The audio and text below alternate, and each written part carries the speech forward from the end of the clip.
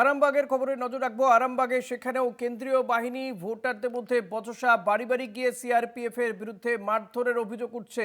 যে ছবি আমরা দেখাচ্ছি, বিক্ষুব্ধ ভোটাররা তাড়া করে কেন্দ্রীয় বাহিনীকে তাড়া করে। দেখতে পাচ্ছেন আপনারা যে সেখানে একেবারে চেয়ার টেবিল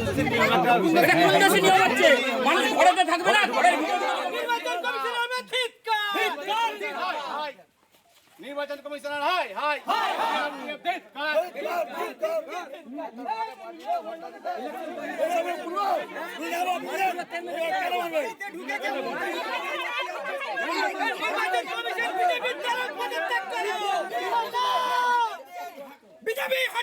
দীপাঞ্জন রয়েছে। দীপাঞ্জন, ঠিক কি ঘটেছে, কি অভিযোগ করছেন এলাকার মানুষজন?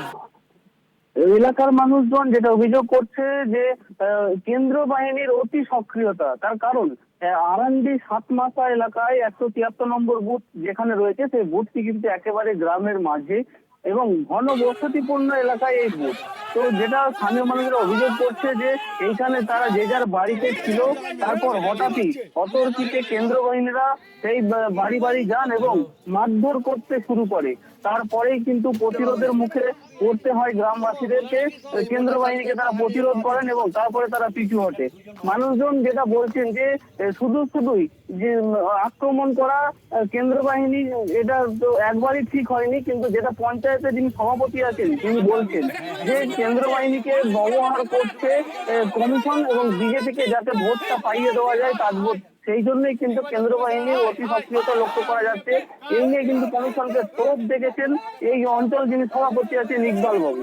তিনি বলছেন যে কেন্দ্র বাহিনী যেভাবে পক্ষপাতমূলক আচরণ করছে বিজেপিকে ভোট পাইয়ে দেওয়ার জন্য, কারণ এটা সংখ্যালঘু এলাকা, এখানে সাধারণ মানুষ স্বতঃস্ফূর্ত ভাবে ভোট দিতে আসছে, যেটা তৃণমূলের পক্ষে ভোট পড়ছে সেটা বুঝতে পেরেছে প্রশাসনিক আধিকারিকরা এবং কেন্দ্র বাহিনী। তাই বাড়ি বাড়ি গিয়ে চমকানো ধমকানো এবং মারধর শুরু করেছে, এমনটাই কিন্তু বিস্ফোরক অভিযোগ করছেন এই অঞ্চল সভাপতি। দীপাঞ্জন, এই অভিযোগকে তারা কমিশনে জানিয়েছেন কেন্দ্রীয় বাহিনীর বিরুদ্ধে? তারা জানিয়েছেন যে ইতিমধ্যে আমরা কমিশনে রিপোর্ট করব, কারণ তারপরে কিন্তু কমিশনের লোকজন সেখানে গিয়ে পৌঁছেছেন, কিন্তু এখন পর্যন্ত তাদের তরফ থেকে কোনো প্রতিক্রিয়া পাওয়া যায়নি। কিন্তু এই যিনি অঞ্চল সভাপতি আছেন তিনি বারবার বলছেন কমিশনের লোককে আমরা ফোন করেছিলাম, তাদেরকে অভিযোগ জানাচ্ছি, লিখিত আকারেও আমরা জানাবো। এখন পর্যন্ত লিখিত ভাবে কোনো জানানো হয়নি এমনটাই ছবি জানা আমরা গেছে। দেখাচ্ছি একেবারে চেয়ার টেবিল ফেলে দেওয়া হয়েছে, স্লিপ যে ভোটারদের যে স্লিপ সেগুলো ছেঁড়া রাস্তায় পড়ে রয়েছে, এগুলো কারা করবে?